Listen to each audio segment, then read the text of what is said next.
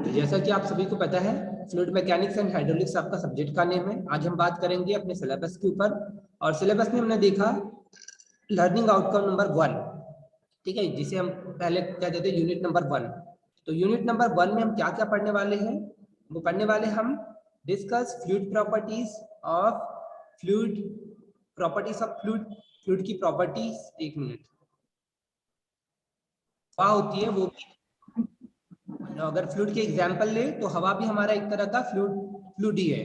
तो ऐसे हमको बहुत सारे उसकी टाइप्स पढ़ने हैं। आइडियल फ्लूइड क्या होता है, रियल फ्लूइड क्या होता है, ठीक है। आइडियल कंडीशन में हम कुछ फ्लूइड को लेते हैं, कुछ को रियल कंडीशन में लेते हैं। तो हम देखेंगे कि हमारे डेली लाइफ में इतने सारे फ्लूइड जो है उनको अलग अलग कैटेगरी में हमने कैटेगराइज किया है, ठीक है।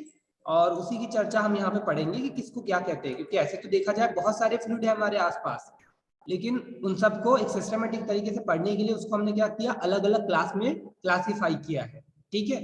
तो उसी को कहते हैं हम फ्लूइड के टाइप्स, ठीक। फिर उसके बाद में यही आपका न्यूटेनाइन एंड नॉन न्यूटेनाइन फ्लूइड, ये भी आपका फ्लूइड के टाइप के अंतर्गत ही आता है, ठीक। फिर उसके बाद में विस्कस और नॉन विस्कस। आप देखेंगे कि कुछ फ्लूइड जो होते हैं बड़े पतले होते हैं, कुछ फ्लूइड आपके बड़े गाढ़े होते हैं। मान लीजिए अगर हमने शहद को उड़ेल दिया ग्लास से और केरोसिन को, मिट्टी के तेल को उड़ेल दिया, तो आप देखेंगे कि सबसे पहले सबसे तेजी से कौन बहने लगेगा? केरोसिन। जो आपका शहद होगा वो थोड़ा धीमे गति से बहेगा, ठीक है। तो हम विस्कस और नॉन विस्कस समझ सकते हैं उसके थ्रू, उस कंडीशन से, ठीक है। इसके अलावा आपका होता है रोटेशनल एंड इरोटेशनल, ठीक है। गति के आधार पर भी हम देखते हैं कि रोटेशनल और इरोटेशनल फ्लूइड क्या होते हैं। फिर उसके बाद हम देखेंगे कुछ फ्लूइड की बेसिक प्रॉपर्टी है। फ्लूइड मतलब क्या होता है? बहुत बड़ी साइंस नहीं है, एक तरल, तरल हम जिसे कहते हैं, ठीक है। अब फ्लूइड की प्रॉपर्टीज मतलब बड़ी इंपॉर्टेंट होती है उसकी डेंसिटी। अब डेंसिटी क्या होती है? तो हिंदी में उसको डेंसिटी को कहते हैं क्या हम? घनत्व। और घनत्व बराबर क्या होता है? घनत्व का सूत्र क्या होता है? घनत्व की अगर हम बात करें तो घनत्व का सूत्र क्या होगा हमारा? जैसे अगर हम बात करते हैं प्रेशर की, फोर्स अपॉन एरिया होता है। तो अगर हम बात करें घनत्व की, तो घनत्व का सूत्र अगर हम देखेंगे तो आप में से मुझे कोई बताएगा घनत्व का? आपको बताया कि जो प्रेशर मेजरमेंट करने वाले जो डिवाइस है उसको मैनोमीटर यूज करते हैं। कुछ उसके नाम होते हैं, उनकी अलग अलग कैटेगरी होती है, जिसमें हम देखते हैं simple manometer, U tube manometer, differential manometer, incline manometer. तो ये अलग अलग तरह के आपके अपरेटस होते हैं, और आपके लिए बहुत अच्छी बात है कि ये सारे अपरेटस हमारे कॉलेज में अवेलेबल है। अब इसके लिए अगर आप यदि आएंगे तो आपको ये मेजरमेंट करना आएगा, ठीक है। और सारे रनिंग कंडीशन में फ्लूइड मैकेनिक्स के लैब में, इसके लिए आपको समय निकाल करके कॉलेज आना पड़ेगा, अटेंड करना पड़ेगा। तो प्रैक्टिकली आप ये सब चीजें परफॉर्म कर पाएंगे और आपको सारी टर्मिनोलॉजी समझ में आएगी कि ये कैसे वर्क करते हैं और कैसे मेजरमेंट किया जाता है। तो एक मैकेनिकल इंजीनियर के लिए ये चीजें उसकी जानकारी होना भी बहुत आवश्यक है, ठीक। तो हमने पहले देखा सर ये मैकेनिकल क्या हम इसमें देखने वाले हैं। तो प्रेशर एंड इट्स मेजरमेंट में हम देखेंगे कि फ्लूइड का हम प्रेशर मेजरमेंट करते हैं। उसके लिए मैंने आपको बताया कि हम इसमें मैनोमीटर का यूज करते हैं, और अलग अलग हमारे पास में मैनोमीटर्स रखे हुए हैं, U tube manometer, simple manometer, differential manometer. फिर इसके बाद में fluid pressure and its unit, मतलब भाई हम किसी चीज को मेजरमेंट कर रहे हैं तो हमें उसे व्यक्त करने के लिए किसी न किसी इकाई की आवश्यकता होती है। जैसे अगर हम बात करें द्रव्यमान, है ना, द्रव्यमान को हम किस में मापते हैं? केजी में, ठीक है। तो वैसे ही आप अगर देखेंगे कि आपका फ्लूइड जो होता है उसकी प्रेशर की भी यूनिट होती है। प्रेशर की यूनिट जैसे आप देखेंगे तो न्यूटन पर मीटर स्क्वायर या पास्कल के थ्रू हम उसे मेजरमेंट करते हैं।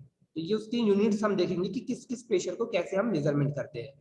साथ ही साथ हम एटमॉस्फेरिक प्रेशर देखेंगे, ये हमने पिछली क्लास में भी पढ़ा है। एटमॉस्फेरिक प्रेशर मतलब वायुमंडलीय दाब। ये वायुमंडलीय दाब क्या होता है? तो वायुमंडल में बहुत सारी गैसों का आवरण है ना। आप देखेंगे ऑक्सीजन है, नाइट्रोजन है, हाइड्रोजन है, बहुत सारी गैसेस है।